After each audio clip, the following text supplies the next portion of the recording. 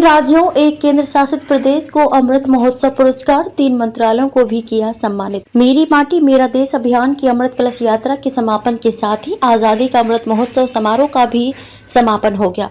इस अभियान के दौरान देश भर में कई कार्यक्रम और समारोह आयोजित किए गए। प्रधानमंत्री नरेंद्र मोदी कार्यक्रम में शामिल हुए और अभियान के दौरान शीर्ष प्रदान करने वाले 3 राज्यों व एक केंद्र शासित प्रदेश के साथ साथ 3 मंत्रालयों को आजादी का अमृत महोत्सव पुरस्कार प्रदान किए। मीडिया रिपोर्ट के अनुसार सर्वश्रेष्ठ प्रदर्शन के लिए जम्मू कश्मीर, गुजरात और संयुक्त रूप से हरियाणा व राजस्थान को तीसरे स्थान के लिए पुरस्कार प्रदान किया गया। वहीं विदेश मंत्रालय, रक्षा मंत्रालय और संयुक्त रूप से तीसरे स्थान के लिए रेल मंत्रालय और शिक्षा मंत्रालय को पुरस्कार प्रदान किया गया।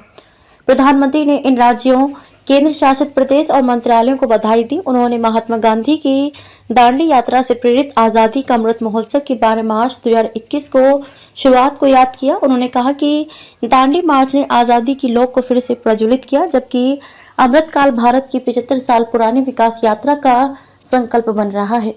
पीएम बोले, मिट्टी का ऋण ना चुकाया तो जीवन क्या। प्रधानमंत्री ने भारत की वीरता की कई गाथाओं पर प्रकाश डाला और शहीद भगत सिंह के योगदान की चर्चा की।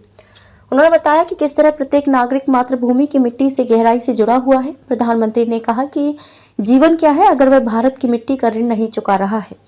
राजपथ से कर्तव्य पथ तक यात्रा की प्रधानमंत्री ने जोर देकर कहा कि आजादी का अमृत महोत्सव के दौरान देश ने राजपथ से कर्तव्य पथ तक की यात्रा पूरी की है। हमने गुलामी के कई प्रतीकों को भी हटा दिया। उन्होंने इंडिया गेट पर नेताजी सुभाष बोस की प्रतिमा, नौसेना के लिए प्रतीक चिन्ह, अंडमान और निकोबार के द्वीपों के प्रेरक नाम, जनजाति गौरव दिवस की घोषणा, साहिबजादे की स्मृति में वीर बाल दिवस और हर साल 14 अगस्त को विभाजन विभीषिका दिवस मनाने के निर्णय का उल्लेख किया। प्रधानमंत्री ने घर घर तक बड़ा संदेश दिया। ठाकुर अमृत कलश यात्रा के समापन कार्यक्रम में केंद्रीय मंत्री अनुराग ठाकुर भी मौजूद रहे। उन्होंने कहा कि जब देश के करोड़ों घरों से आई मिट्टी को प्रधानमंत्री मोदी ने नमन करके तिलक किया, तब उन्होंने देश के घर घर तक एक बड़ा संदेश दिया है। इस कार्यक्रम का प्रतिफल इतना विराट और विशाल होगा कि युगों युगों तक हमारी आने वाली पीढ़ियों को देश प्रेम की प्रेरणा देता रहेगा।